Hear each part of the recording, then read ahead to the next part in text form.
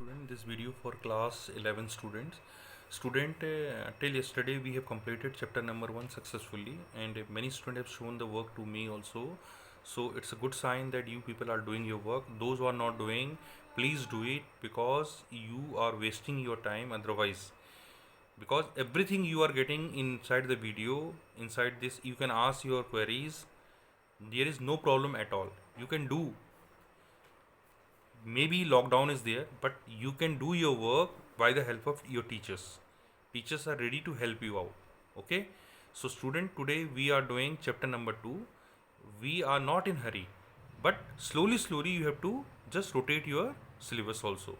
So see, we have already completed chapter number 1. Now chapter number 2, relation and function. This chapter we have to start today. Inside this, the first topic which I want to discuss today, this is Cartesian product of two set. अभी आप sets पढ़ के आ गए हो कि set क्या होता है. Well defined collection of elements is called set. अब मैं दो सेट्स लूँगा और उनके बीच में कार्टेशियन प्रोडक्ट निकाल के दिखाऊंगा.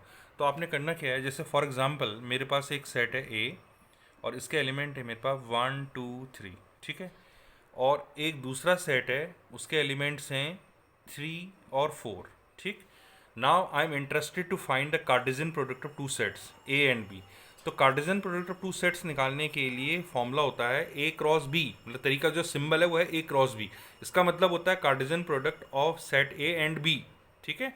इट इज़ इक्वल टू, क्या करना है आपको, यहाँ पर एक कर्ली ब्रेस लगाना है, क्योंकि कार्टेशियन प्रोडक्ट ऑफ सेट जो होगा वो भी एक सेट होता है, तो इसलिए कर्ली ब्रेसेस फिर लगाना है. और इसके अंदर आपने क्या करने हैं, इसके अंदर आपने ऑर्डर्ड पेयर लिखने हैं. और ऑर्डर्ड पेयर होते क्या हैं, देखो आप यहाँ से, क्योंकि आप ए क्रॉस बी कर रहे हो तो पहले ए के एलिमेंट लेने होंगे, तो ए के एलिमेंट को पहले इन दोनों के साथ अटैच करना होगा. तो 1 को 3 के साथ अटैच करोगे तो ये आएगा 1, 3. This is first ordered pair, comma. फिर सेकेंड ऑर्डर्ड पेयर होगा 1 के साथ फिर 4, ये सेकेंड ऑर्डर पेयर हो गया. अब 1 के साथ दोनों कर लिया, अब 2 की बारी है, तो अब फिर लिखेंगे 2, 3, फिर 2, 4, ये भी फिनिश हो गया. अब थर्ड का 3, 3 और लास्ट वाला है 3, 4. तो इस तरह से आपने कार्टेशियन प्रोडक्ट ऑफ सेट निकालना. I hope you have understood how to find A cross B, isn't it. यहाँ पे मैं आपको एक वर्क असाइन करूँगा कि बी क्रॉस ए निकालना है आपने. अब बी क्रॉस ए का मतलब है पहले आप बी के एलिमेंट लेंगे फिर ए के एलिमेंट लेंगे, तो ये आपने निकाल के दिखाना है, ठीक.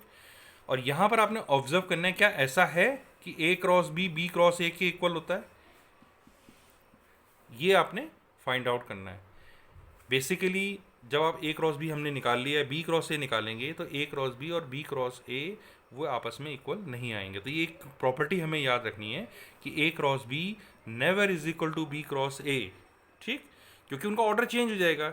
यहाँ पर आप 1 3 कह रहे हो, वहाँ पर पहले एलिमेंट बी के 3 के आएंगे, 3 1 आएगा, तो 3 1 1 3 के इक्वल थोड़ी होता है. तो इसलिए B cross A cross B के इक्वल नहीं होगा.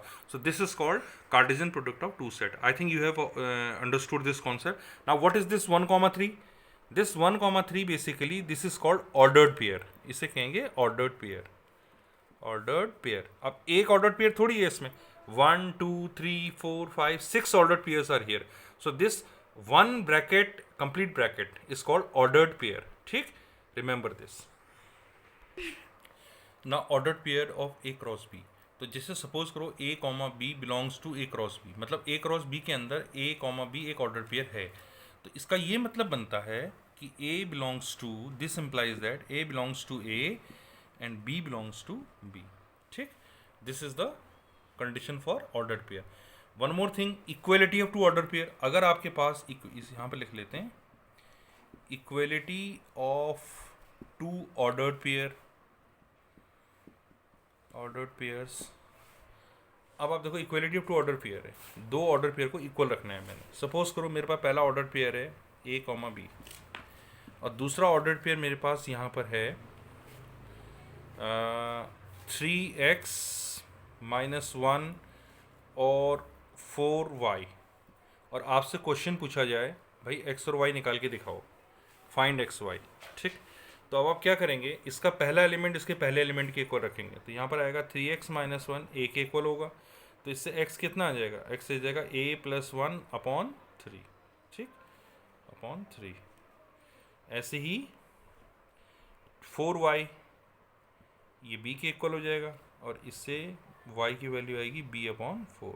सो इस तरह से x और y की वैल्यू निकाल सकते हैं। इसका मतलब जब ऑर्डर पेयर आपस में इक्वल होते हैं तो इसका फर्स्ट एलिमेंट इसके फर्स्ट एलिमेंट के इक्वल होगा, इसका सेकंड इसके सेकंड एलिमेंट के इक्वल होगा। तो ये कॉन्सेप्ट भी आपको क्लियर होना चाहिए। Student, this much you have to understand today, and on the basis of this, I will assign the questions in your WhatsApp group and do these questions and match your answers also, because I am providing questions and answer both of you. Okay, both the things you are getting, so you can match your answers and do these questions in your fair copy.